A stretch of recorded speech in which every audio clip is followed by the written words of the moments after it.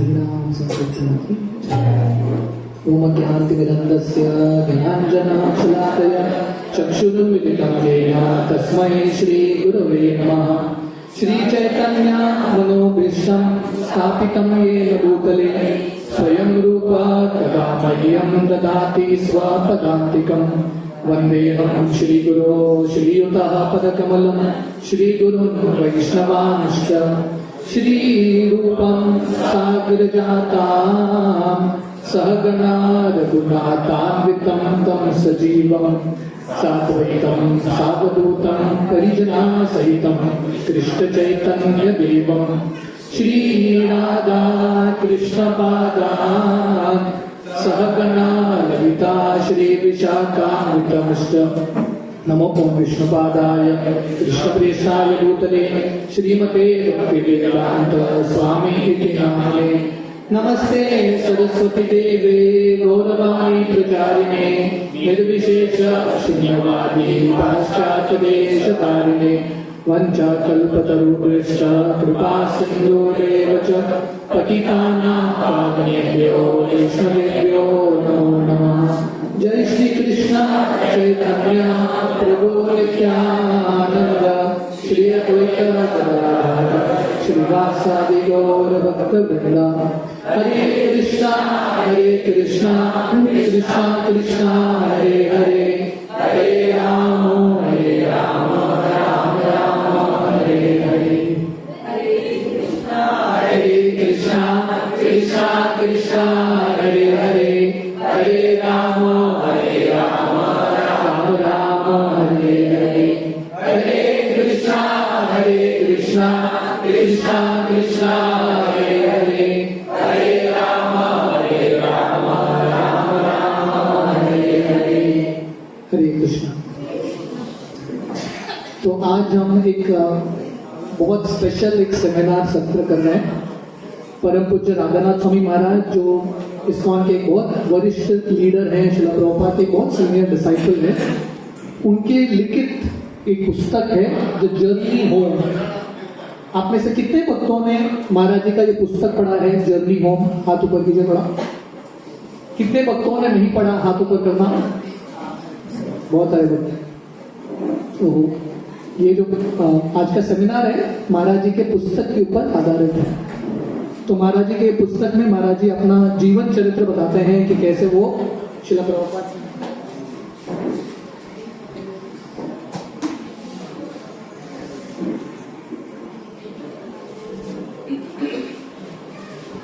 तो ये महाराज जी का ऑटोबायोग्राफी है, कैसे वो श्रील प्रभुपाद से उनका मुलाकात होता है, कैसे वृंदावन धाम में आते हैं इत्यादि। बहुत सुंदर पुस्तक है, इंटरनेशनल बेस्ट सेलर है। तो ये साल परम पूज्य राधानाथ स्वामी महाराज का 75वां जन्मदिन है, व्यास पूजा है। तो हमको लगा कि हमने काफी साल पहले 10-12 साल पहले हमने जर्नी होम का थोड़ा वितरण किया था, जर्नी होम के बारे में बताया था।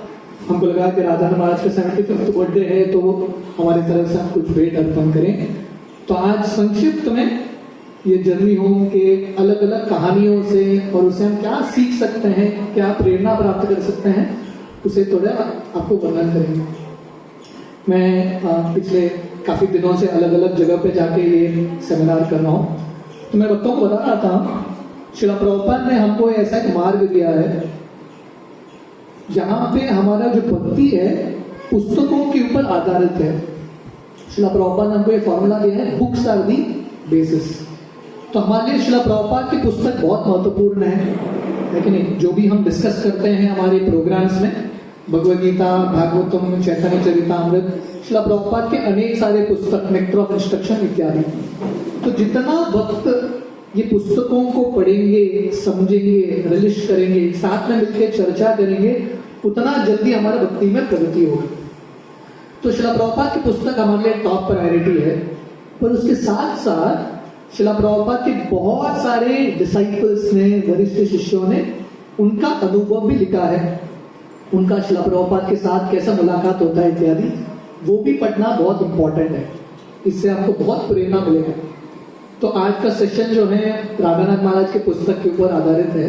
पर इसका में बहुत सारे ऐसे लीडर्स हैं, जयवतका महाराज, गोपाल कृष्ण महाराज, भक्ति तीर्थ महाराज, गौर गोविंद महाराज, ऑल दीज आर हीरोज, हम सबके हीरोज हैं।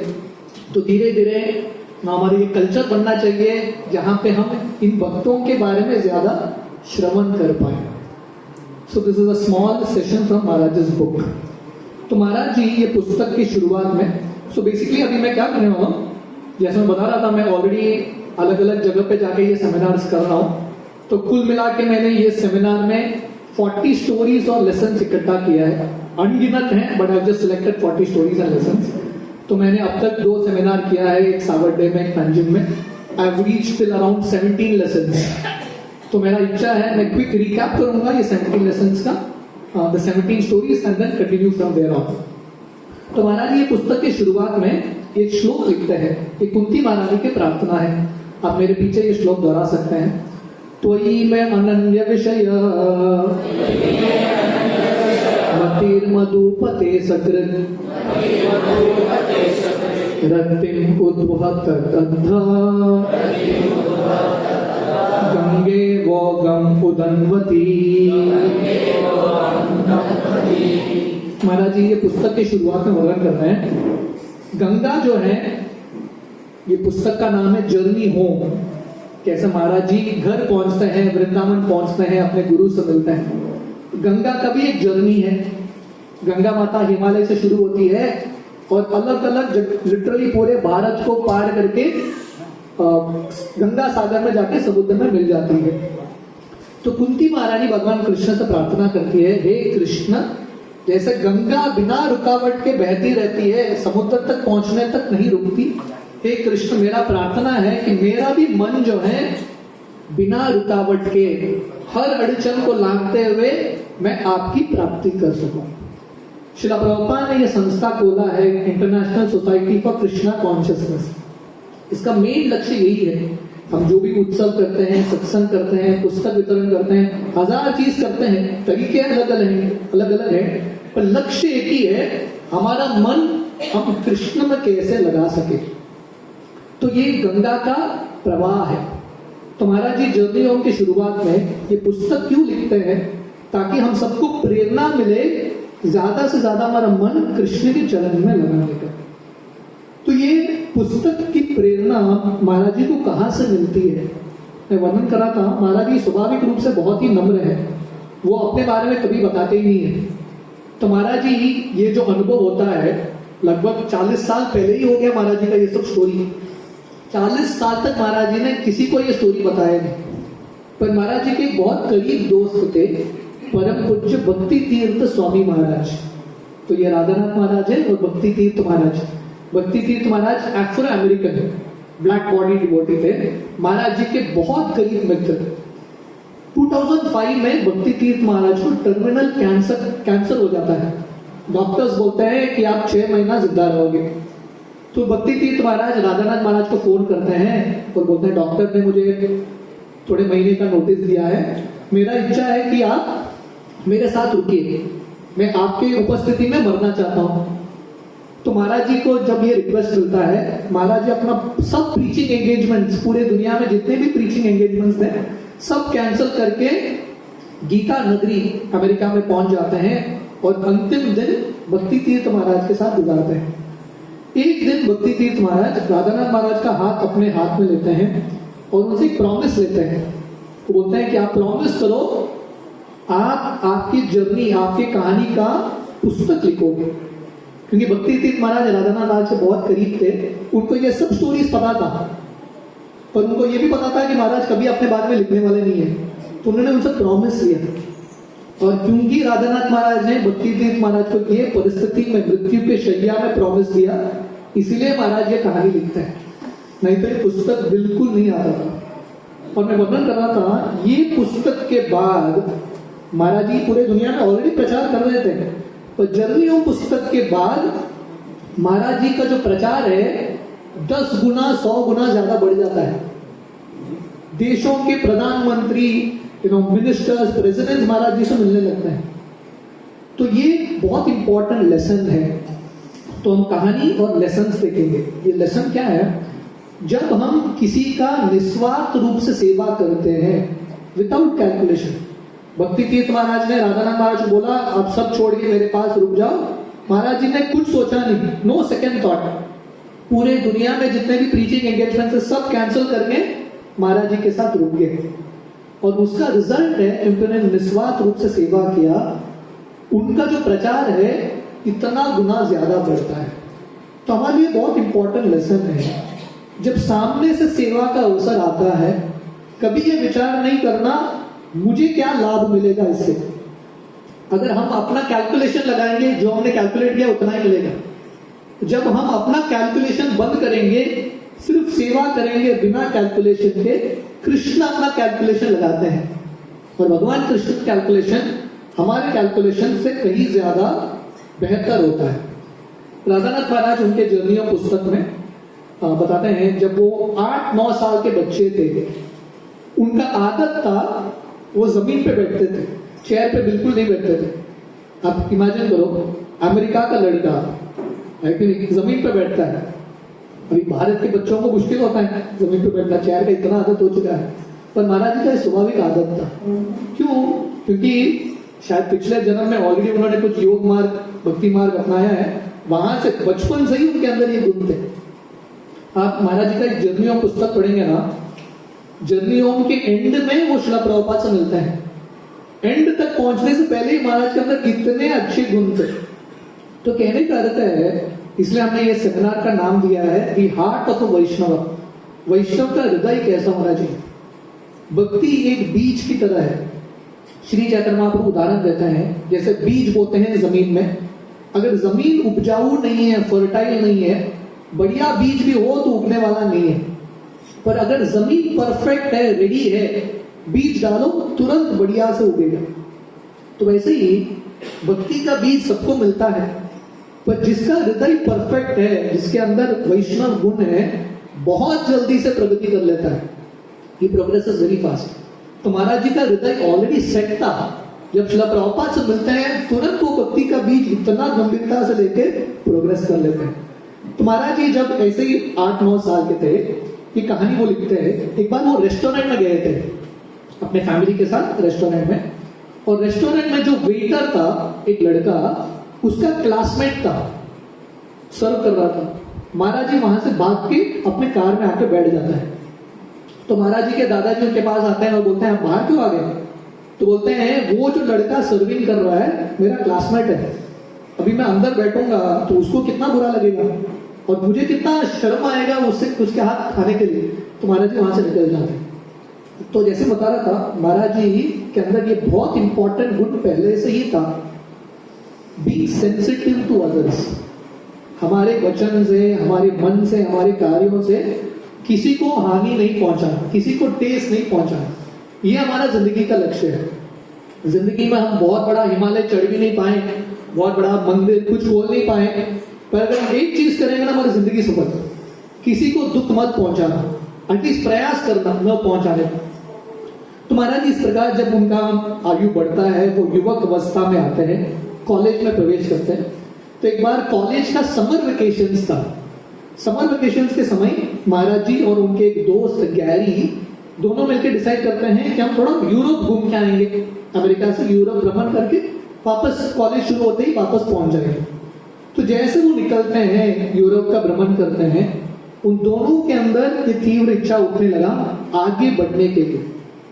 उनको लगने लगा हम कितना सीख रहे हैं, कॉलेज में जो सीख रहे हैं उससे कई ज्यादा रास्ते में सीख रहे हैं, अलग अलग लोगों से मिलके। तो वो आगे चलते गए। तो ऐसे चलते चलते ग्रीस में एक जगह है आइल ऑफ क्रेट, एक पोर्ट सिटी था जहां पे नाव रुकते थे। वहां पे एक गुफे में दोनों रुक जाते हैं, महाराज जी और गैरी उनके दोस्त, और दोनों डिसाइड करते हैं कि हम यहाँ पे बैठ के ध्यान करेंगे। देखिए उनको पता नहीं ध्यान कैसा करना है, भगवान कौन है कुछ पता नहीं, पर उनके हृदय में एक सिंसियरिटी था। जब व्यक्ति ये पूरा जर्नी होम का, मैं अंत तक पहुंचूंगा कि नहीं पता नहीं, पर कंक्लूजन में अभी बता देता हूँ। जर्नी होम के पूरे कहानी का सार यही है कि अगर आप सिंसियर हो, आप बहुत प्रामाणिक हो भगवान की प्राप्ति करने के लिए, भगवान आपके मार्ग में सब अरेंज करते हैं, एक के बाद व्यक्ति भगवान भेजते रहते हैं। तो ये दोनों लड़के बहुत सिंसियर थे, महाराज और गैरी प्रार्थना कर देते हैं भगवान उनको आगे रास्ता दिखाइए। तो ऐसे हफ्तों के ध्यान के बाद दोनों को उत्तर मिल गया। भगवान ने दोनों के कान में कुछ बताया और दोनों खुश होकर शाम को मिलते हैं और बोलते हैं मुझे उत्तर मिल गया। महाराज जी बोलते हैं भगवान ने मुझे बोला गो टू इंडिया, और ज्ञानी बोलते हैं भगवान ने मुझे बोला गो टू इजराइल। आई, दोनों आई से शुरू होता है, पर दोनों कंप्लीटली डिफरेंट देश। अब ये दोनों दोस्त जो हैं पहले तो घर छोड़ के आए हैं, पैसा भी खत्म हो गया अब तक, अभी एक दूसरे के सहारे पे हैं, तो दोनों को अलग दिशा मिल गया। तो ज्ञानी जो है महाराज जी को बोलते हैं आप इंडिया मत जाओ, इंडिया जाने के लिए अफगानिस्तान, टर्की, पाकिस्तान क्रॉस करके जाना है, मर जाओगे, बहुत खतरनाक एरिया है। अब मेरे साथ चलो, हम दोनों इजराइल जाएंगे, वहां पे जीसस से मिलके बाद में इंडिया जाएंगे कृष्ण से मिलने के लिए। तो महाराज जी बोलते हैं नहीं, कृष्ण भगवान का स्ट्रेट बुलावा है इंडिया जाना, मुझे समय वेस्ट नहीं करना, मैं जाऊंगा अकेले, तो अकेले जो होगा दिखा जाएगा। तो मैं वर्णन कर रहा था, ये लेसन हमारे लिए है, the risk to follow your heart. जिंदगी में कुछ हासिल करना है, कुछ बड़ा हासिल करना है, कुछ ना कुछ रिस्क लेना ही पड़ेगा। घर बैठे बैठे घर के आराम में कोई भी व्यक्ति कुछ कर नहीं पाएगा। घर के कंफर्ट, इसको कंफर्ट जोन बोलते हैं, घर के कंफर्ट जोन से निकलना पड़ेगा। You have to come out. तो हर वक्त जो है हमारे अंदर क्षमता बहुत है, कैपेसिटी बहुत है करने के लिए, बट जब तक हम अपने कंफर्ट जोन में फंसे रहेंगे तब तक कुछ बड़ा नहीं कर पाएंगे। हमारे लिए शिला प्रभुपाद का उदाहरण सबसे महान उदाहरण है, ठीक है नहीं? शिला प्रभुपाद 70 साल की उम्र में, प्रभुपाद जी ऐसे जर्नी के लिए निकलते हैं बिना पैसा के, लेकिन लिटरली लगता है रास्ते में 2 बार हार्ट अटैक आता है शिला प्रभुपाद को, फिर भी प्रभुपाद जाते हैं। अगर प्रभुपाद वो रिस्क नहीं लेते थे, हम यहाँ पे बैठे सत्संग नहीं करते थे, क्योंकि प्रभुपाद ने वो रिस्क लिया। मैं उस समय प्रभुपाद ने नहीं सोचा कि सफल होऊंगा कि नहीं, वो विचार मत करो, प्रयास करो, जस्ट गो अहेड। अगर आपको चीज सही लगता है, दिशा सही है, कर्तव्य सही है, this is the right thing to do, just do it, बस करो, भगवान कृष्ण मदद करेंगे।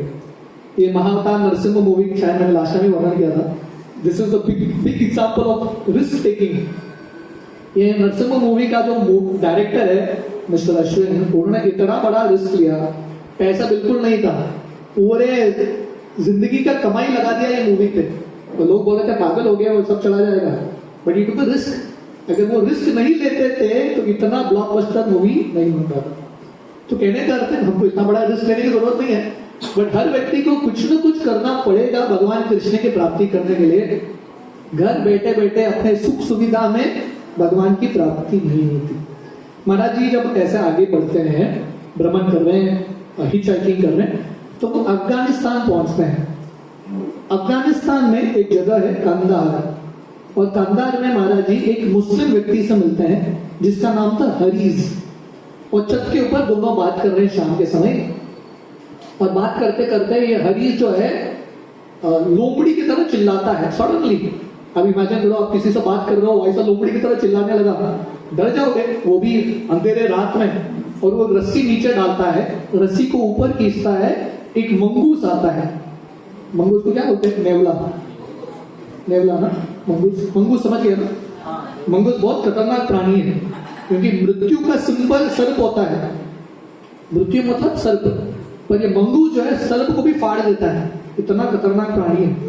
तो मंगूस को रस्सी से ऊपर लेके आते हैं, और हरीश महाराज जी से बात कर रहा है। राधानाथ महाराज के उस समय बहुत बड़े बड़े बाल थे, क्योंकि उस समय का फैशन था हिप्पी कल्चर, बड़ा बाल रखना।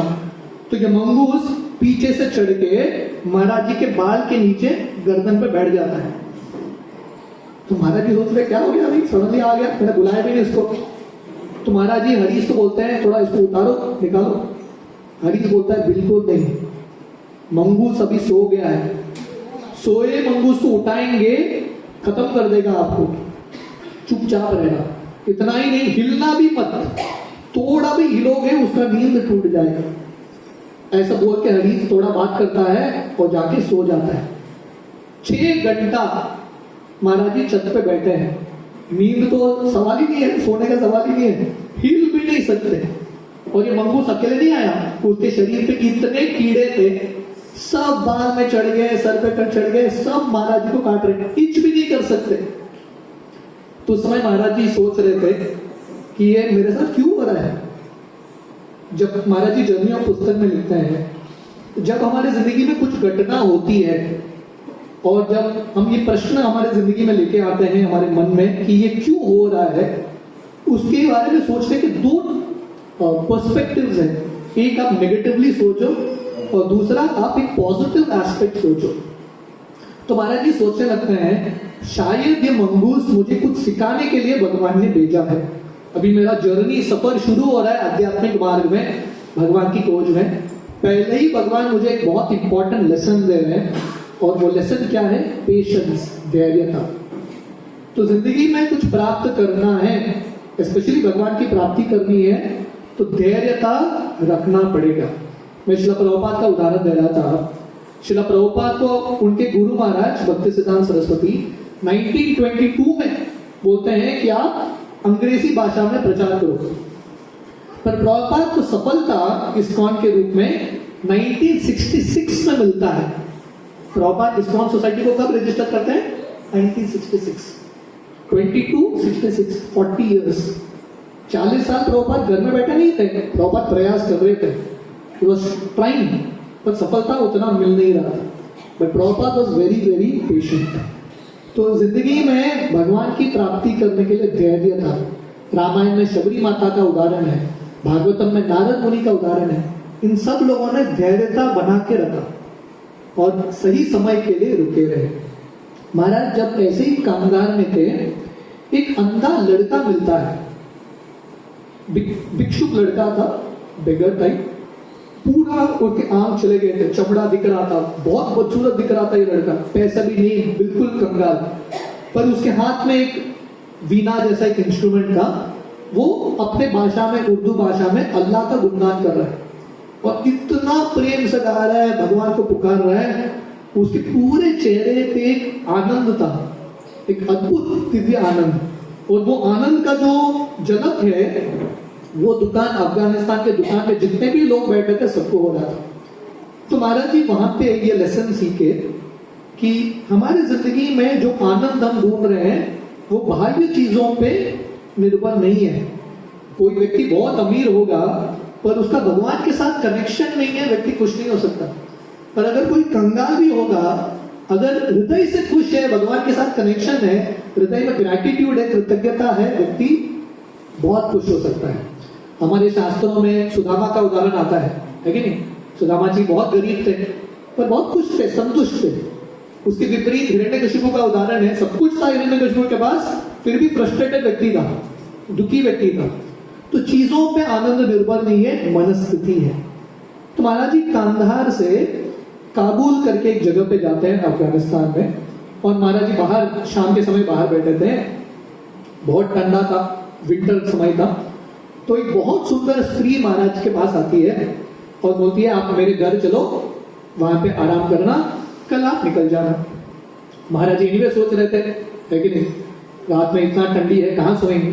तो महाराज जी चले गए ये स्त्री के घर। ये स्त्री जो है महाराज जी को खिलाती है, दूध केक सब खिलाती है। बहुत समय बाद महाराज जी ये सब खा रहे हैं और एक रूम में भेज देती है और महाराज जी बेड पे सो जाते हैं। और ये जो स्त्री थी उनका एक बॉडीगार्ड था, बहुत शक्तिशाली अफगानी बॉडीगार्ड, और महाराज जी का रूममेट था। और ये स्त्री, महाराज जी तो सो गए क्योंकि बहुत थके हुए थे, नींद लग गया। ये स्त्री जो है नग्न अवस्था में महाराज जी के पास आती है और बोलती है मुझे आपके साथ संभोग करना है। तो महाराज जी उस समय वो सोच रहे थे अभी क्या करें, just few seconds he has to take a decision. इतना ही नहीं, वो अफगानी वॉरियर जो है महाराज जी को बोल रहे हैं इसका सुनो नहीं तो मैं तुमको मार दूंगा। महाराज जी कैसे तो उसको फेंक के महाराज जी भाग गए वहां से। और महाराज जी विचार कर रहे थे ये जो काम वासना है एक बहुत बड़ा बीमारी है, एक रोग की तरह, अग्नि की तरह है, व्यक्ति को कभी संतुष्ट होने को नहीं देगा। जितना भी हम इसको संतुष्ट करेंगे वो और भड़कता रहेगा। तो महाराज जी उस समय एक व्रत लेते हैं। अब तक महाराज जी इंडिया पहुंचे भी नहीं, महाराज जी वहीं पे व्रत लेते हैं आजीवन ब्रह्मचारी रहने का, life long celebrate, he takes a job. और जो व्रत महाराज जी ने उस समय लिया, till now he still following it. तो महाराज जी बताते हैं हमको ये काम वासना से ऊपर उठना है, तो भगवान की प्राप्ति करने के लिए एक पैशन, एक तीव्रता, एक लौल्यता होनी चाहिए। हमारे शास्त्रों में हरिदास ठाकुर, रघुनाथ दास गोस्वामी का उदाहरण है। ये सब महान आचार्य थे, उन सबकी जिंदगी में प्रलोभन आए हैं। भक्ति के मार्ग में माया भी टेस्ट करती रहेगी। तो ये प्रलोभन से उठना है, ये माया के पागलपन से उठना है। कृष्ण के लिए पागलपन होना चाहिए। तो व्यक्ति कृष्ण को प्राप्त करने के लिए उत्सुक होता है, अलग अलग अड़चन को लांघ के जा सकता है। महाराज जी ऐसे चलते चलते, लिफ्ट लेते लेते अफगानिस्तान, पाकिस्तान आते आते इंडिया पहुंच जाते हैं। मैं थोड़ा स्टोरी को फास्ट फॉरवर्ड कर रहा हूं, मैं हर एक कहानी पे नहीं जा रहा, I am just giving an essence. Maharaj ji जब इंडिया में आते हैं, दिल्ली में उनका पहला दिन था। तो महाराज जी दिल्ली के सड़क में घूम रहे हैं, कनॉट सर्कस करके एरिया है, बहुत बिजी प्लेस है दिल्ली का। तो एक व्यक्ति महाराज जी को मिलते हैं और बोलते हैं चलो मैं आपको खिलाता हूँ, आप बहुत दिन से खाए नहीं हो, मैं आपको खिलाता हूँ। एक रोड साइड एक रेस्टोरेंट था, दुकान था, तो एक थाली ऑर्डर करते हैं। तो महाराज जी पहले बार उनके सामने इंडियन फूड देख रहे हैं और ये व्यक्ति महाराज जी को समझा रहा है कि इंडियन फूड क्या है। बोलता है ये चावल है, दिस इज राइस, ये दाल है, लेंटिन सूप, राइट। बोलता है this is vegetable, this is bread, wheat. हम चपाती जो बोलते हैं ना पाश्चात्य देश में, उन लोगों को समझाना है तो ब्रेड, फ्लैट ब्रेड, ये ब्रेड है। और एक चीज को दिखाते हैं और बोलते हैं ये मीट है, ये मांस है। जब महाराज जी ये मांस का टुकड़ा देखते हैं, उसी समय एक गाय और बछड़ा महाराज जी के बिल्कुल पास आते हैं और महाराज जी को चाट रहे थे, गाय और बछड़ा। तो महाराज जी पहले बार अपने जिंदगी में कनेक्ट कर पाए, ये जो मांस है, इतना सुंदर प्राणी जिसके अंदर प्रेम है, सब कुछ है, स्नेह है, ऐसे प्राणी का मांस है। तो महाराज जी प्लेट को साइड करते हैं, उनको बोलते हैं कि मुझे भूख नहीं लग रहा। महाराज जी चले जाते हैं।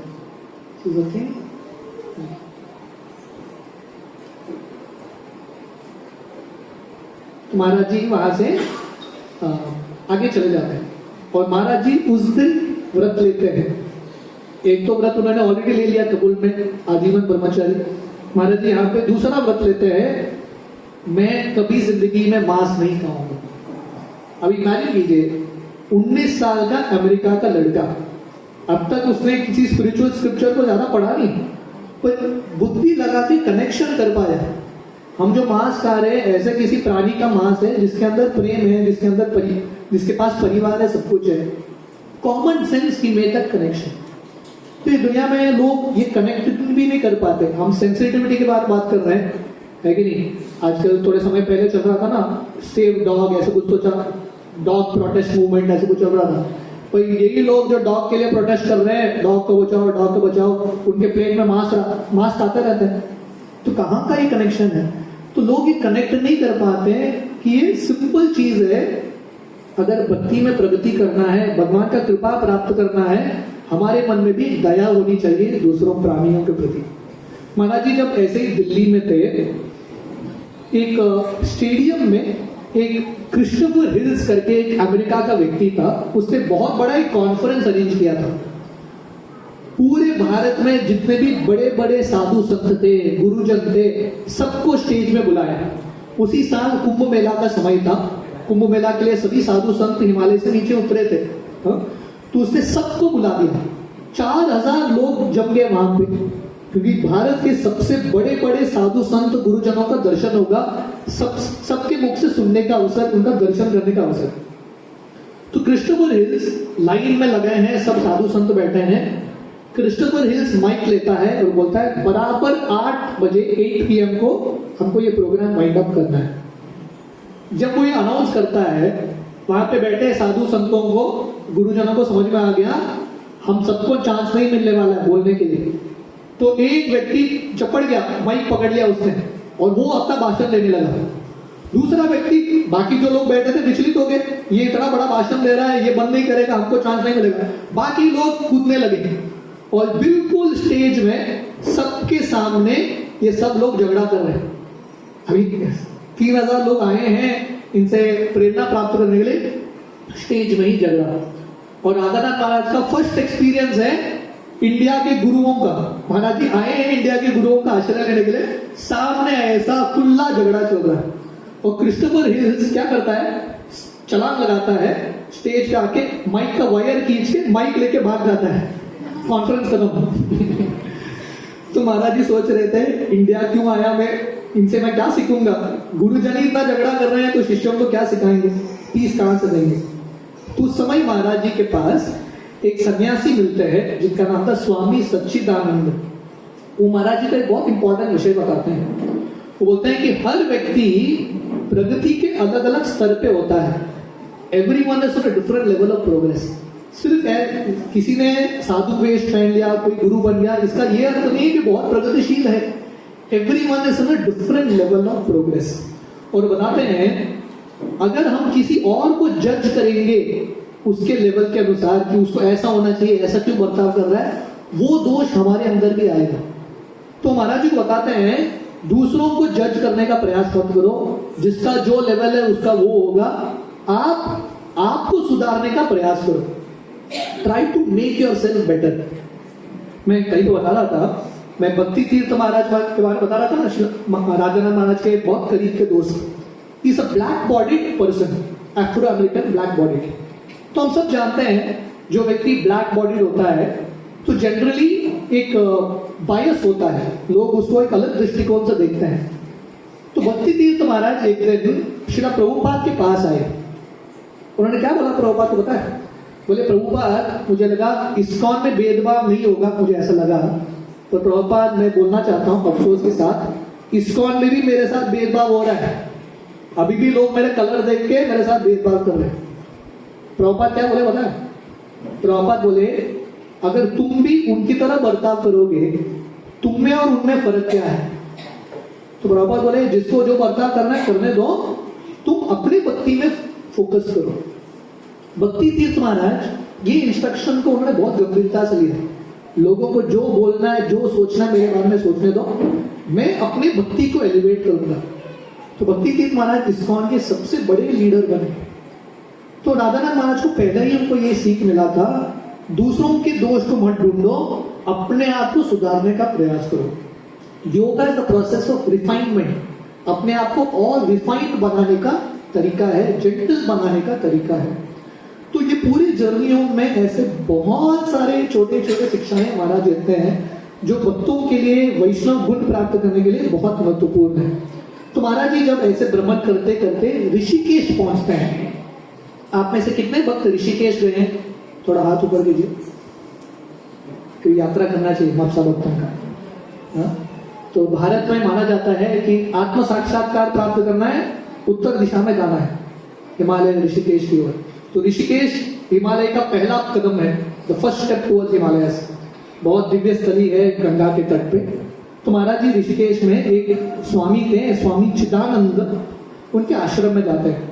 और स्वामी चिदानंद इनको एक बहुत महत्वपूर्ण चीज बताते हैं। एक तो बताते हैं कि मनुष्य जिंदगी का लक्ष्य भगवान की प्राप्ति करने के लिए है। अगर हम मनुष्य जिंदगी में भगवान की प्राप्ति नहीं करेंगे तो ये मनुष्य जिंदगी बेकार है, वेस्ट है। और एक बहुत इंपॉर्टेंट पॉइंट बताते हैं जो भक्तों का समझना बहुत महत्वपूर्ण है। वो बताते हैं जो योग मार्ग में है, भक्ति के मार्ग में भी सबसे बड़ा गलती क्या होता है? हम भक्त क्या करते हैं? सुबह ध्यान करते हैं, जप करते हैं, शाम को थोड़ा ध्यान करते हैं, दिन भर लोगों के साथ ऐसा बेकार बर्ताव होता है, लोगों के साथ ऐसा स्वार्थ से बर्ताव करते हैं, लोगों के साथ बहुत गुस्से के साथ कठोर शब्दों का प्रयोग करते हैं। इसकी वजह से जो भी हमने साधना इकट्ठा किया था, साधना का बल सब बह जाता है। Everything goes away. जैसे बकेट में आप पानी भर रहे हो, दूसरे ओर एक छेद है, सब निकल जाएगा, सब बह जाएगा। तो ये पेटी सेल्फिशनेस, छोटे विचार की वजह से हम जो भी हमने साधना इकट्ठा किया था सब चला जाता है। ये बहुत इंपॉर्टेंट है। भक्ति में हरिनाम सबसे महत्वपूर्ण, पर हरिनाम के साथ अगर ये वैष्णव गुण नहीं है, लेकिन हम लोगों के साथ कैसा बर्ताव करते हैं, सिर्फ भक्तों के साथ नहीं, बाहर के लोगों के साथ भी कैसा बर्ताव करते हैं, उससे बहुत निर्भर है कि हम प्रगति करने वाले हैं या जो हमने साधना इकट्ठा किया था, जो बल इकट्ठा किया, वो बह जाएगा। महाराज जी ऐसे चलते चलते उनके मन में ये विचार आता है, ये इच्छा उठती है, मुझे गंगा के तट में ध्यान करना है। तो महाराज जी व्रत लेते हैं, 1 महीना वो गंगा के तट पे बैठ के तपस्या करेंगे। सुबह से लेकर शाम तक एक पत्थर में बैठे रहेंगे, वन स्टोन। अभी भी ये स्टोन है महाराज जी जिस पे बैठे थे ऋषिकेश में, एक पत्थर पे बैठेंगे, सुबह शाम तक वही पत्थर में बैठे रहना है, गंगा को देख के प्रार्थना करते रहना है। शाम के समय जब महाराज जी वापस जाते थे गुफे में रहने के लिए, एक गुफे में रहते थे, एक व्यक्ति था जो गाजर बेचता था, महाराज जी को देख के गाजर देता था। एक पूरा महीना महाराज जी गंगा का पानी और एक गाजर, पूरा महीना महाराज जी ने किया। और गंगा के तट में बैठ के महाराज जी ने जो सीखा, महाराज जी बताते हैं जर्नियों में उनके 19 साल की जिंदगी में स्कूल कॉलेज में उन्होंने नहीं सीखा, वो एक महीना गंगा माता ने सिखा दिया। तो पहला चीज है हमारे लिए गंगा, गंगा माता हो, तुलसी देवी हो, गाय हो, ये सब सिर्फ प्राणियां नहीं है, चीज नहीं है, ये भगवान की शक्तियां हैं, भगवान के महान भक्त हैं। तो जब हम गौ माता का, गंगा का आश्रय लेते हैं या भगवत गीता का आश्रय लेते हैं, हमको बहुत साक्षात्कार मिलता है। तो महाराज जी ये जर्नियों के सेक्शन में, ये मेरा फेवरेट सेक्शन है, महाराज जी कितने सुंदर लेसन्स बताते हैं जो उन्होंने गंगा में बैठे एक महीने में उन्होंने सीख लिया। तो पहला चीज मैं थोड़ा जल्दी बताऊंगा ये लेसन्स को। महाराज जी देख रहे थे गंगा में बाहर लेवल पे ऊपर गंगा में अलग अलग चित्र बन रहे थे, जैसे बादल में अलग अलग चित्र बनता है ना, गंगा में अलग अलग चित्र बन रहे थे। जैसे ये चित्र बन रहे थे वही 5 सेकंड्स में वो चित्र समाप्त भी हो रहे थे। तो महाराज जी ने ये साक्षात्कार प्राप्त किया, ये लेसन सीखा। बाहर दृष्टिकोण में ये जिंदगी में सब कुछ चेंज होता रहेगा, चेंज परिवर्तन निश्चित है ये दुनिया में। पर अगर कोई गंगा के गहराई में जाएगा वहां पे स्टेडी करंट है। तो ऐसे जिंदगी के ऊपर सुपरफिशियल लेवल में हम जिंदगी से बहुत विचलित होंगे, अलग अलग चीजों से विचलित होंगे, प्रलोभन होगा, आकर्षण होगा। पर अगर हम जिंदगी के थोड़ी गहराई में जाएंगे, सत्संग पुस्तक पढ़ना मतलब जिंदगी की गहराई में जाना। जब हम जिंदगी की गहराई में जाएंगे वहां पे एक स्टेडी एक करंट मिलता है, वहां पे हम विचलित नहीं होते। दूसरा चीज महाराज जी ने सीखा, गंगा जो है, गंगा का प्रवाह हिमालय में शुरू होता है, गोमुख गंगोत्री से शुरू होता है, और गंगा लिटरली पूरे भारत को क्रॉस करके बंगाल में जाके गंगा सागर में समुद्र से मिलती है। बहुत लंबा सफर है गंगा का समुद्र तक पहुंचने के लिए। तो वैसे ही महाराज जी सोच रहे थे भगवान तक पहुंचने के लिए सफर बहुत लंबा है और ये मार्ग में बहुत सारी अड़चन भी आएंगे। जैसे गंगा के मार्ग में बड़े बड़े पत्थर, बड़े बड़े पहाड़, बहुत कुछ आता है। पर गंगा ने कला सीख लिया है। गंगा समुद्र तक कैसे पहुंचती है? गंगा के पास एक कला है। कला क्या है? Never get discouraged. गंगा कभी निराश नहीं होती। गंगा जो है किसी न किसी तरीके से वो अड़चन को लांघ के चली जाती है। किसी अड़चन के ऊपर, किसी अड़चन के नीचे, किसी अड़चन के साइड में कैसे तो चली जाती ही है समुद्र के पास। तो महाराज जी ने ये लेसन सीखा, हम सबके जिंदगी में अगर हमको भगवान की प्राप्ति करनी है, जिंदगी में अड़चन आएंगे, पक्का आएंगे। ये सब अड़चन को लांघते हुए अलग अलग रूप से हमको निकलना पड़ेगा। उसके लिए हमको कभी निराश नहीं होना है, चलते रहना है। महाराज जी ने और एक लेसन सीखा, अगर कोई गंगा के अंदर होगा बहुत विचलित होगा। गंगा कभी अंदर फेंकेगी, बाहर निकालेगी, व्यक्ति पानी पिएगा, बहुत विचलित होगा। पर वही व्यक्ति अगर गंगा के तट पे, गंगा के पास बैठ के, गंगा के अंदर नहीं, गंगा के पास बैठेगा, वही गंगा को देख के बहुत कुछ सीख सकता है। तो महाराज जी वही सोच रहे थे, जब हम जिंदगी के बहाव में बह जाते हैं हम कुछ सीख नहीं पाते। जब हम समय निकालते कंटेम्पलेशन के लिए, कंटेम्पलेशन आप समझते हैं, थोड़ा समय विचार करने के लिए, थोड़ा अपने आप को बाहर निकालना, जिंदगी के गति से थोड़ा बाहर निकाल के अपने जिंदगी को स्वयं देखना, परखना, तब हम बहुत कुछ सीख सकते हैं। This is called detached observer. थोड़ा समय we take time to observe our own life. Maharaj ji और एक लेसन बताते हैं, गंगा के तट में बहुत सारे इतिहास होके गए हैं, लेकिन यही गंगा के तट पे एक समय पे मुगलों ने राज्य किया था, यही गंगा के तट पे ब्रिटिश लोगों ने राज्य किया, बहुत सारे गवर्नमेंट चेंज होके गए। सब गंगा के आजू बाजू सब चेंज हो गया है, पर गंगा चेंज नहीं हुई, गंगा चलती रही। तो वैसे ही महाराज जी एक लेसन बताते हैं, जिंदगी में सब कुछ चेंज होता रहेगा। आज आपको जो लग रहा है बहुत दुख है मेरे जिंदगी में, उसको भी गंभीरता से मत लो, क्योंकि ये दुख भी चला जाएगा। आपको लग रहा है मैं बहुत सुखी हूं, ये स्थिति को भी गंभीरता से मत लो, ये भी चला जाएगा। एक ही चीज स्टडी है, जैसे गंगा बहती रहती है वैसे ये दुनिया में एक ही चीज स्टडी है, वो है भगवान का हरिनाम, भगवान की भक्ति। महाराज जी उनके मन में और एक विचार था, ये गंगा को देख के, गंगा में ना बहुत बार एक पत्ता गिरता है या एक पेड़ का टहनी गिरता है, ठीक है नहीं? जैसा हमने बताया गंगा हिमालय से शुरू होके समुद्र में जाके मिल जाती है। अभी गंगा में एक पत्ता गिर गया या एक पेड़ का टहनी गिर गया, क्या गारंटी है कि ये पत्ता, ये टहनी समुद्र तक पहुंचेगा? चलेगा गंगा के प्रवाह में, थोड़ा चल के किसी तट पे अटक जाएगा। तो महाराज भी सोच रहे थे, भक्ति के मार्ग में, भक्ति के प्रवाह, भक्ति के गंगा में बहुत लोग प्रवेश करते हैं, पर प्रश्न यह है कितने लोग समुद्र तक, कृष्ण तक पहुंचेंगे? That is the question. प्रवेश तो करेंगे हम पहुंचेंगे या इधर उधर अटक जाएंगे, स्वर्ग लोक में कहीं कहीं अटक जाएंगे, कृष्ण गोलोक वृंदावन पहुंचेंगे कि नहीं? So this is the question we have to ask ourselves। और वहां पे पहुंचने के लिए फोकस बहुत रखना पड़ेगा कि मुझे यही चाहिए, छोटे चीज में मुझे कॉम्प्रोमाइज नहीं करना। महाराज जी एक दिन रात के समय उठते हैं, अपने गुफा में बैठे थे महाराज जी, रात में उठ जाते हैं और नीचे देख रहे हैं गंगा बह रही है। तो महाराज जी सोच रहे थे ये क्या है, गंगा दिन भर भी बहती है, रात में भी बहती है, कभी सोती नहीं है, नेवर स्लीपिंग, ऑलवेज मूविंग। तो महाराज जी ने ये लेसन सीखा, अगर हमको भी गंगा की तरह हमारा घर भगवत धाम पहुंचना है तो हमको चलते रहना है। We have to keep moving, दिन भर दिन भक्ति करते रहना। इसलिए हमारे शास्त्र वर्णन करता है, नित्यम भागवत सेवया कीर्तनीय सदा Hari, every day keep doing something और द अदर। तो एक दिन महाराज जी उनके पास एक इंस्ट्रूमेंट था, हारमोनिका। हारमोनिका को माउथ ऑर्गन बोलते हैं, हाँ, मुंह से बजाते हैं हारमोनिका। महाराज जी का बहुत प्रिय इंस्ट्रूमेंट था जो अमेरिका से लेके आए थे, हमेशा बजाते थे, स्पेशली दुख के समय महाराज जी अपना हारमोनिका बजाते थे। तो एक दिन गंगा के तट पे बैठे हैं, महाराज जी ने व्रत क्या लिया था, 1 महीने तक यहीं पे बैठे रहेंगे, कहीं जाएंगे नहीं। पर एक दिन ये उनके मन में इतना स्ट्रॉन्ग इच्छा उठा कि मुझे हारमोनिका बजाना है। महाराज जी वो पत्थर छोड़ के गए गुफा के ऊपर, हारमोनिका लेके वापस पत्थर में आके बैठ गए।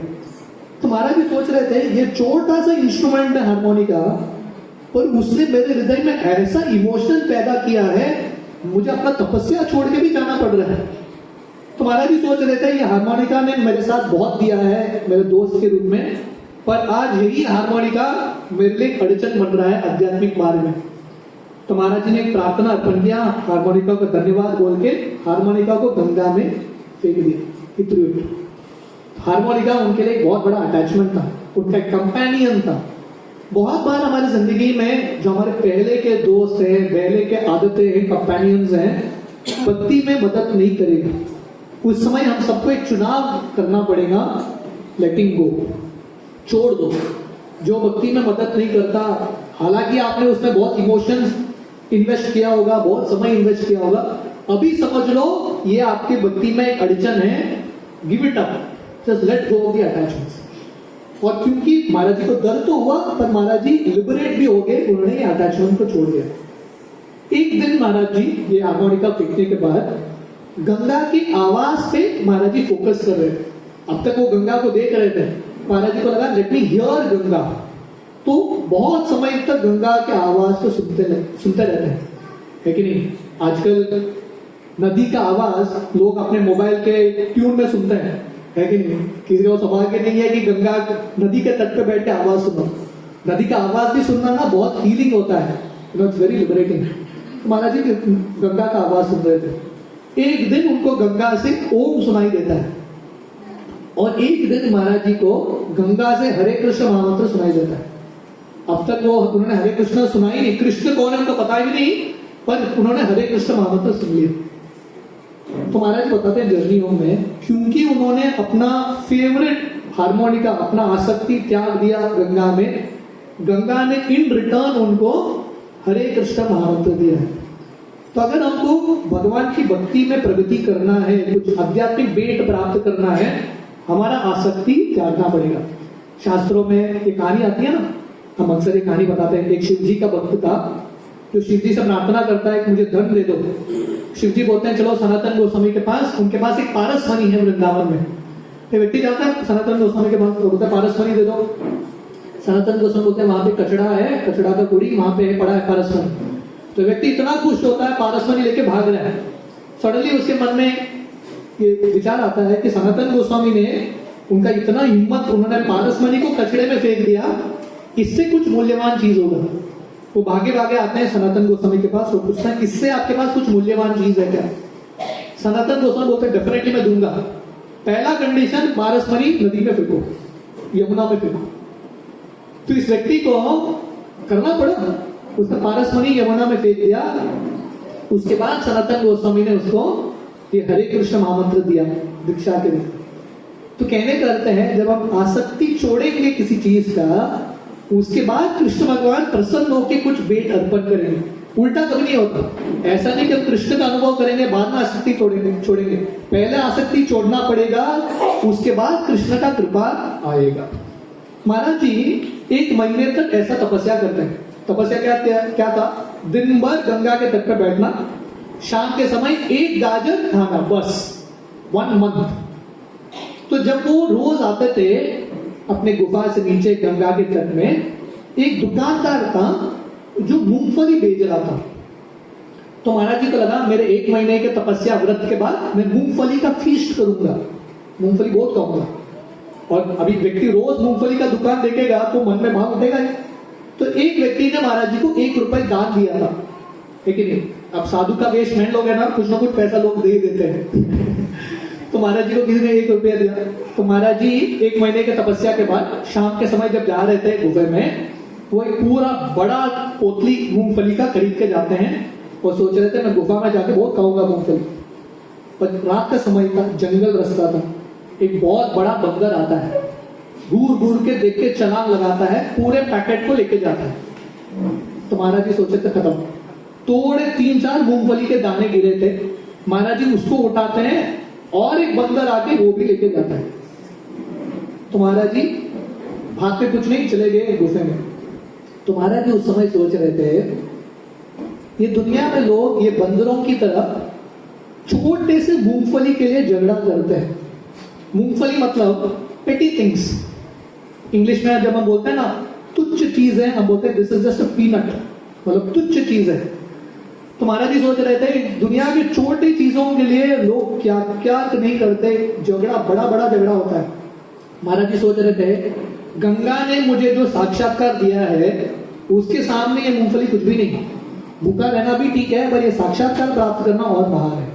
So this is a very important lesson, don't fight for petty things. छोटे चीज को त्यागो, क्योंकि हमारा लक्ष्य बहुत बड़ा है। छोटे झगड़ों में फंसता नहीं है, छोटे चीजों में फंसता नहीं है, बड़ा कुछ हासिल करना है। महाराज जी यही ऋषिकेश में एक जगह है लक्ष्मण झूला, अगर आप गए हो, एक ब्रिज है लक्ष्मण झूला। महाराज जी एक दिन लक्ष्मण झूला पार करके जा रहे थे, एक लेपर कुष्ठ रोगी का कॉलोनी था। ये सब कुष्ठ रोगी आप जाते ना, लेप्रेसी, हाथ पे गल जाता है। तो ये सब लोग महाराज जी को घेरने लगे, वो बोलने लगे बख्शीश, पैसा दो, क्योंकि अमेरिकन लड़के को देख के उनको लगा पैसा बहुत होगा, गिरने लगे। और उनका हाथ उनके नाक के सामने आ रहा था। कुष्ठ रोग जो है कंटीजियस है, बहुत जल्दी फैल जाता है। तो महाराज जी पहले बार कुष्ठ रोगी को देख रहे हैं और इतने सारे, और सब लोग महाराज जी के इतने पास आ गए। महाराज जी डर गए, मुझे भी हो जाएगा कुष्ठ रोगी, शायद मैं ऐसे ही मर जाऊंगा इनके साथ। तो महाराज जी बहुत डर गए। इन सब लोगों ने महाराज जी का जेब इत्यादि देखा, समझ में आ गया कि ये भी भिखारी है हमारी तरफ, उन्होंने छोड़ दिया। तो महाराज जी भाग के जा रहे थे वहां से, एक बूढ़ी स्त्री थी, उसको भी कुष्ठ रोग हुआ था, उसका नाक पूरा गल चुका था, बहुत बदसूरत दिख रही थी। पर ये स्त्री अपना दोनों हाथ ऊपर करके महाराज जी को बुला रही थी, मुझे आपको आशीर्वाद देना है। तो ये स्त्री के मन में कुछ लेने का भाव नहीं था, महाराज जी को प्रेम देने का भाव था। महाराज ये स्त्री को देख के, अब तक वो कुष्ठ रोगी से भाग रहे थे, पर ये स्त्री में इतना एक चमक था, इतना प्रेम था, महाराज जी भाग के गए स्त्री के पास, और ये स्त्री ने अपना दोनों हाथ महाराज जी के सर पर रखा और ढेर सारा आशीर्वाद दिया। तो महाराज जी 3 बहुत इंपॉर्टेंट लेसन बताते हैं। पहला चीज, हम सबका जरूरत है प्रेम देना और प्रेम लेना। ये कुष्ठ रोगी, उसकी ये स्त्री जो है बहुत तड़प रही है अपने कुष्ठ रोग में, बहुत पीड़ित है, फिर भी उसके मन में प्रेम देने का भी भाव है। She wants to give love। तो हमारी जिंदगी सफल कब होगा, परफेक्ट कब होगा, जब हम प्रेम लेते भी हैं और हमको प्रेम देना भी है। ऐसा होता है ना, सांस, हम ब्रीदिंग कैसे करते हैं, सांस अंदर लेते हैं और सांस बाहर छोड़ते हैं। कोई व्यक्ति बोलेगा मैं सिर्फ सांस अंदर लूंगा, छोड़ूंगा नहीं बाहर, संभव है क्या? मर जाएगा, छोड़ना भी पड़ेगा। जीवित रहने के लिए सांस अंदर लो और सांस छोड़ो। तो वैसे प्रेम लेना भी है लोगों से और प्रेम देना भी है, तब व्यक्ति कंप्लीट बनता है। महाराज जी दूसरा एक बहुत इंपॉर्टेंट लेसन लिखते हैं। ये स्त्री जो थी सबसे बदसूरत लग रही थी, क्योंकि नाक गल चुका था, वेरी अगली, फिर भी महाराज जी को लगा ये स्त्री सबसे सुंदर स्त्री है, she is the most beautiful person in the entire world. क्यों? क्योंकि उसके मन में निस्वार्थ प्रेम देने का भाव था। तो अगर हमको एक्चुअली सुंदर बनना है, भारत दृष्टिकोण से जो है हम हैं, एक्चुअली हमको सुंदर बनना है, तो मन में ऐसा निस्वार्थ प्रेम का भाव होना चाहिए। शिला प्रभुपाद का चित्र हमारे हर इस्कॉन मंदिर में शिला प्रभुपाद की फोटो है। शिला प्रभुपाद भारत दृष्टिकोण से उतने सुंदर नहीं लग रहे हैं, लेकिन प्रभुपाद एल्डरली मैन है, फिर भी प्रभुपाद इतने सुंदर हैं, हर व्यक्ति प्रभुपाद के प्रति आकर्षित हो रहा है। Why? Because there is natural love। Prabhupada के मन में दूसरों को प्रेम या करुणा बांटने का इच्छा है। तो ये बहुत इंपॉर्टेंट है, अगर हमको सुंदर बनना है, we have to learn to give love. और महाराज जी तीसरा एक इंपॉर्टेंट लेसन बताते हैं, हमारे अंदर ना एक टेंडेंसी है, ये कंडीशनिंग है दूसरों को जज करना, दूसरों को देख के हम तुरंत लेबल लगाते हैं, ये ऐसा है वैसा है। महाराज जी सोच रहे थे अगर मैं ये स्त्री को भी ऐसे ही लेबल करती थी, ये स्त्री भी बाकी लेपर्स की तरह है, कुष्ठ रोगी की तरह है, तो महाराज ये प्रेम का अनुभव कभी करते नहीं थे। तो हम सबके अंदर ये दोष है, हम तुरंत दूसरों को जज कर देते हैं। तो महाराज जी प्रार्थना करते हैं, पूरे जर्नी होम में आप पढ़ेंगे ध्यान से, महाराज जी की कंटिन्यूस प्रार्थना है। महाराज जी भगवान से प्रार्थना करता रहता है मैं किसी को जज न करूं, क्योंकि हर व्यक्ति, हर बुरे व्यक्ति में भी कुछ ना कुछ अच्छाई है। तो वरिष्ठ प्रगतिशील साधु संत, महान जो भक्त हैं, वो सब में कुछ ना कुछ अच्छाई देखते हैं। श्रील प्रभुपाद ने इस्कॉन की शुरुआत ऐसे ही की। प्रभुपाद अगर अमेरिका जाके हिप्पी लोगों में बुराई देखते थे, वो लोग बोलते थे प्रभुपाद आप चले जाओ भारत वापस। प्रभुपाद ने जाके उनके अंदर अच्छाई देखा, सबसे गए गुजरे लोगों के अंदर प्रभुपाद ने अच्छाई देखा, इसलिए इस्कॉन मूवमेंट फैला है। तो ओवरकमिंग द टेंडेंसी टू जज अदर्स, दूसरों को कभी जज न करना। महाराज जी जब ऐसे ही उत्तर भारत में थे, हिमालय प्रांत में थे, आप अगर ऋषिकेश से आगे जाओगे ना, उत्तर काशी की ओर, जो बद्रीनाथ हायर लेवल्स, तो वहां पे नदियों का संगम होता है, अलकनंदा, अलग अलग नदियों का संगम। और वहां पे ना ऐसा दिखता है कि नदी आराम से बह रहे हैं, पर उनका गति बहुत तीव्र होता है। आप स्नान करने के लिए जाओगे, नदी आपको खींच के भाग के लेके जाएगा, पता भी नहीं चलेगा, पैर रखोगे भाग के लेके जाएगा। तो महाराज जी ऐसे नदियों के संगम में थे, उनको पता नहीं था ये नदी का तीव्रता क्या है, तो उन्होंने पैर रखा स्नान करने के लिए, नदी उनको भाग के लेके जाने वाला था। उस समय शिवजी के एक भक्त थे, बहुत हट्टे कट्टे, कैलाश बाबा, उनका हाथ पकड़ के उनको बाहर खींचते हैं। और महाराज जी उस दिन से काफी समय तक कैलाश बाबा के साथ भ्रमण करने लगते हैं। और ये कैलाश बाबा ने महाराज जी को बहुत कुछ सिखाया है, साधु को कैसा रहना है, उनको सिखाया कि कैसे भिक्षा मांगना है, मधुकरी करना है। मधुकरी जब करते हैं पोहा मिलता है, पोहा को कैसे नदी में डाल के, नमक डाल के खाना है। उन्होंने सिखाया कि कैसे सबका सम्मान करना है, हर एक पशु प्राणी का, हर एक साधु संत का सम्मान करना। और सबसे बड़ा आश्चर्य है, ये महाराज जी ने काफी समय बिताया कैलाश बाबा के साथ। कैलाश बाबा ने बहुत प्रेम दिया, लगभग पिता की तरह प्रेम दिया, पर ये कैलाश बाबा ने महाराज जी के साथ एक शब्द भी नहीं बोला, क्योंकि इनको इंग्लिश नहीं आता, महाराज जी को हिंदी नहीं आता, कम्युनिकेट कैसे करेंगे। फिर भी इन लोगों महाराज जी ने इनसे बहुत कुछ सीख लिया।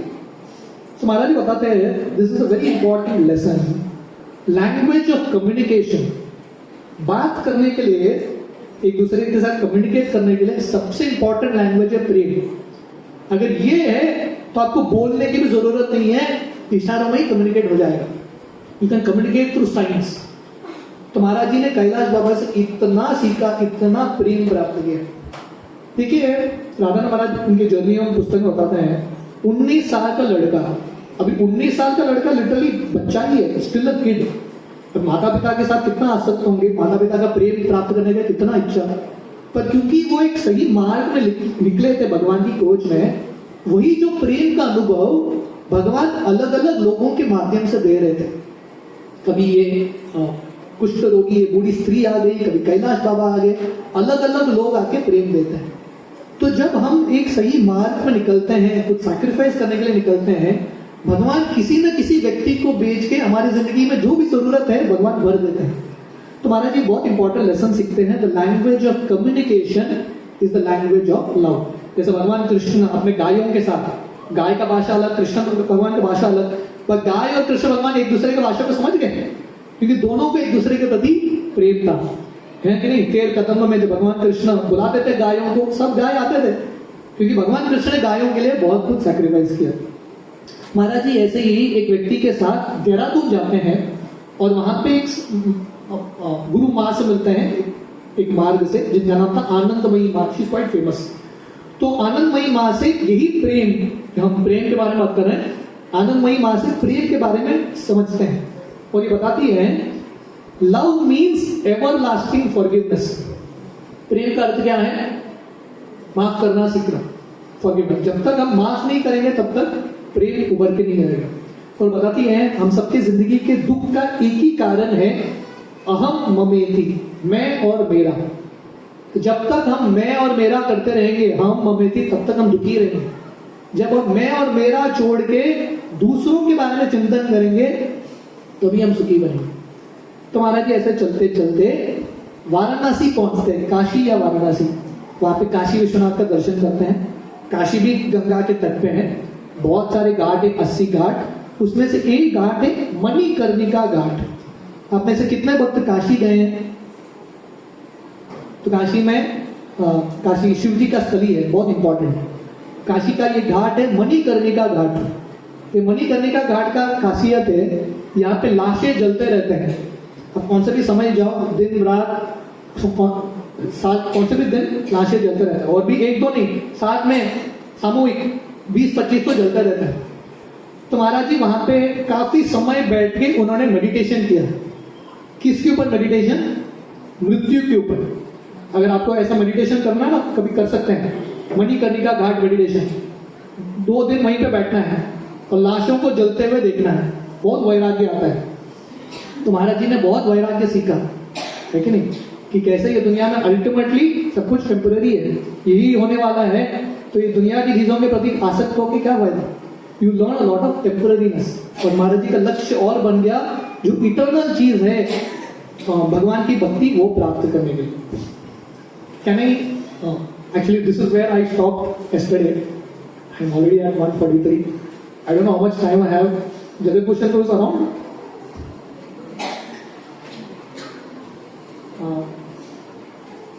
Can I continue for another 5-10 minutes? पहले बार जगत भूषण को यस बोले। तो महाराज जी ऐसे करते करते कलकत्ता पहुंच गए और वहां पे मदर टेरेसा से मिलते हैं।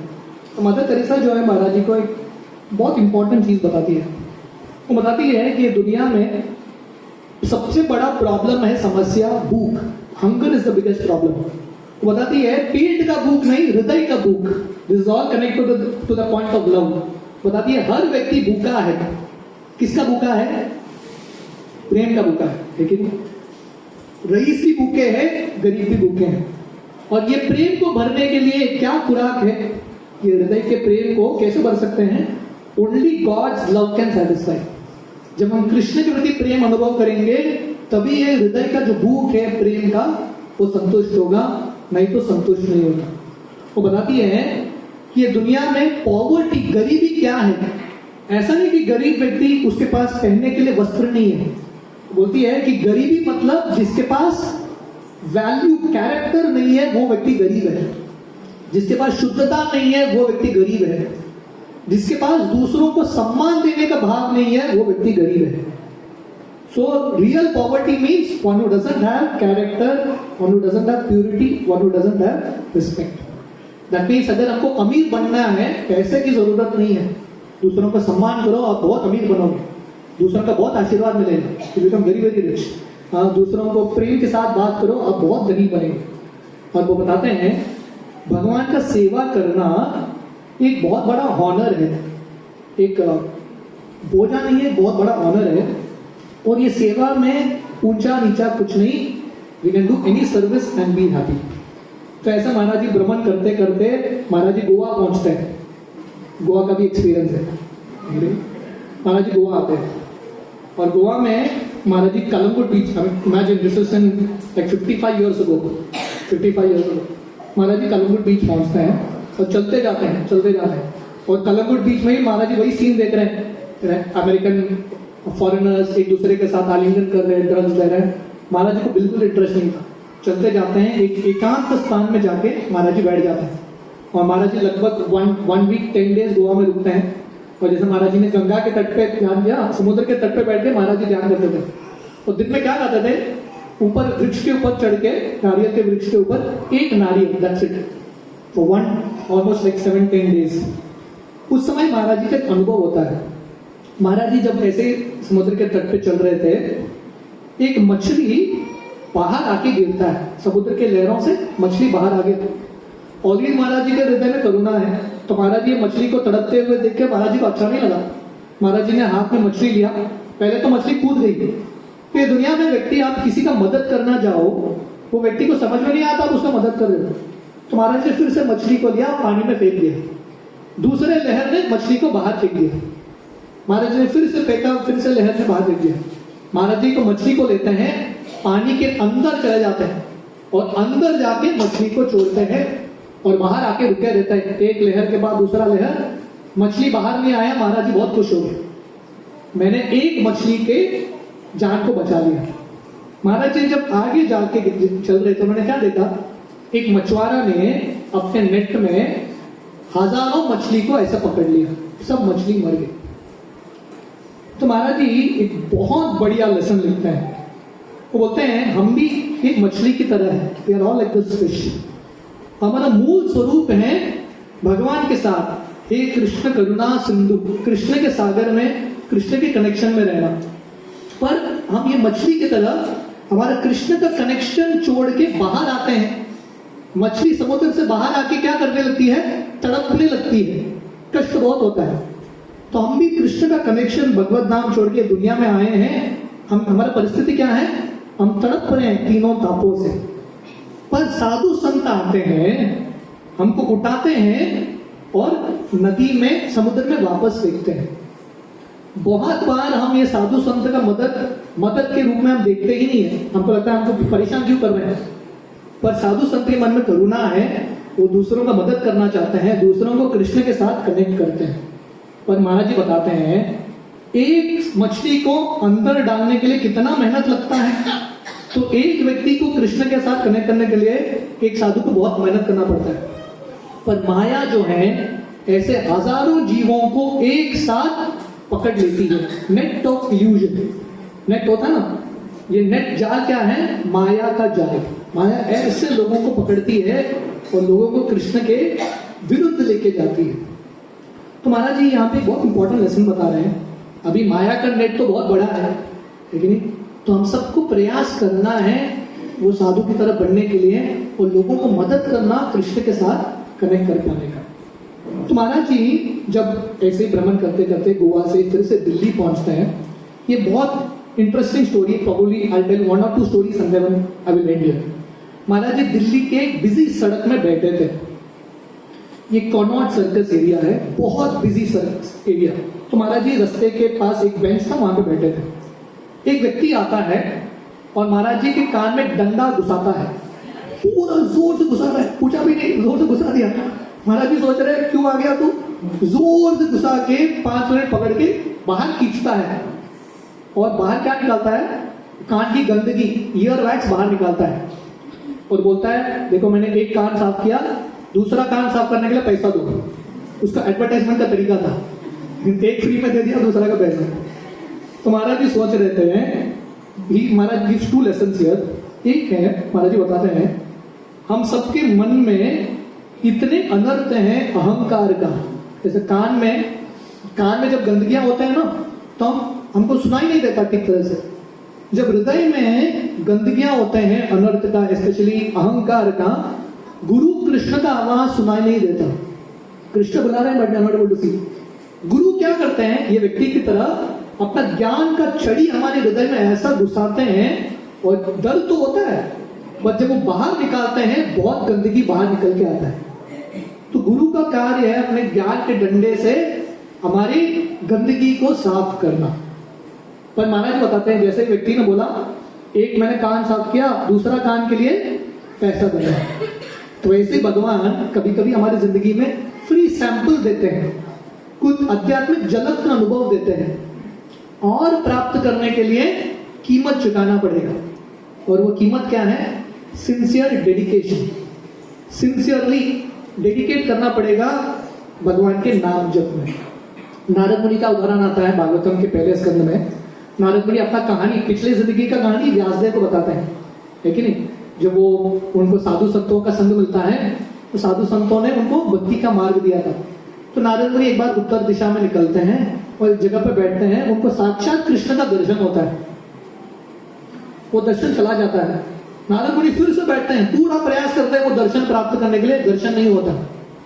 भगवान कृष्ण, उनका आवाज सुनाई देता है। कृष्ण भगवान बोलते हैं वो मेरा फ्री सैंपल था, मैंने एक दर्शन दिया, अभी कंटिन्यूस दर्शन प्राप्त करने के लिए पैसा चुकाओ। और पैसा क्या है, जिंदगी भर भक्ति करो, उसके बाद दर्शन मिले। तो कभी कभी हम सबको जिंदगी में थोड़ा थोड़ा भक्ति का आनंद का झलक मिलता है, तो पूरा आनंद प्राप्त करने के लिए we are very sincerely dedicated. I'll tell you one more story and then we end for today. महाराज जी जब यही कॉनॉट सर्कस में ये व्यक्ति ने डंडा घुसा दिया, निकाल दिया, महाराज जी से बात कर रहे हैं, डिस्कस कर रहे हैं। महाराज जी के पास एक बैग था। जब वो अमेरिका से आए थे उनके पास ज्यादा कुछ सामान नहीं था, बहुत सामान चोरी हो गया। एक बैग था जिसमें महाराज जी ने बहुत सारी बुक्स इकट्ठा किए थे। श्रील प्रभुपाद से क्रॉस मैदान में मिले थे बॉम्बे में, कृष्णा बुक मिला था, भगवद गीता था, ऑटोबायोग्राफी ऑफ योगी, बाइबल, ऐसे बहुत सारे बुक्स थे बैग में। और महाराज जी वो बुक्स के साथ बहुत आसक्त हो गए थे। तो जब व्यक्ति से बात कर रहे थे, वो जब उठे निकलने के लिए देखा बैग गायब, किसी व्यक्ति ने बैग चुरा लिया।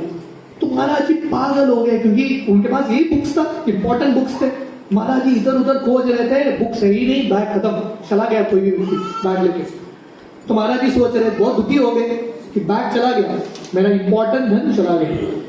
बट सडनली महाराज जी जब 2-3 कदम आगे लिए, उनको समझ में आया बहुत महीनों बाद पहले बार मैं हल्का महसूस कर रहा हूं। क्योंकि इतने देर तक महाराज जी वो पूरा बैग का बोझा लेके सब जगह भ्रमण कर रहे थे। First time he realise that he was feeling light, बोझा चला गया। तो महाराज जी एक लेसन बताते हैं, तो हम सबकी जिंदगी में हम हमारी आसक्तियों का बोझा लेके घूमते रहते हैं और हमको लगता है कि मैं मतलब मेरा आसक्ति, हम दोनों कनेक्टेड हैं, हमारे जिंदगी का भाग बन जाता है वो आसक्ति। पर जब भगवान कृष्ण की कृपा से वो आसक्ति निकल जाता है, बुरा तो लगेगा, दर्द तो होगा, और उस समय हमको ये भी लगेगा हम बहुत हल्के महसूस कर रहे हैं, we become very very light. और महाराज जी ये लेसन बताते हैं, मन का स्वभाव है जो जरूरत नहीं है उसको हम जरूरत मान के ले चलते हैं। हमको लगता है इसके बिना मैं जिंदगी जी नहीं सकता, पर जब वो जरूरत निकल जाता है, वो चीज निकल जाता है, तब हम समझ सकते हैं जिंदगी के आनंद जो है आसक्तियों पे निर्भर नहीं है, सरल हृदय पे निर्भर है। You can live life simply without complications. तो इस प्रकार there are like lot of more stories to tell, but time is short, मैं यहाँ पे आई स्टॉप हियर। पर जैसा बता रहा था, ये साल महाराज जी का 75th व्यास पूजा है। जनरली हम राधानंद महाराज पे ऐसे we never do this talk like this, पर हमारा इच्छा था कि ये साल, क्योंकि महाराज जी का 75वीं व्यास पूजा है, हम कोशिश करें महाराज जी का ये पुस्तक जर्नी हो, जिसके ऊपर मैं बोल रहा हूँ, जिसके आधार पे ये पुस्तक इंग्लिश में है, मराठी में है, हिंदी में है। तो हमारा आशा है कि आप सब भक्त लेके जाए।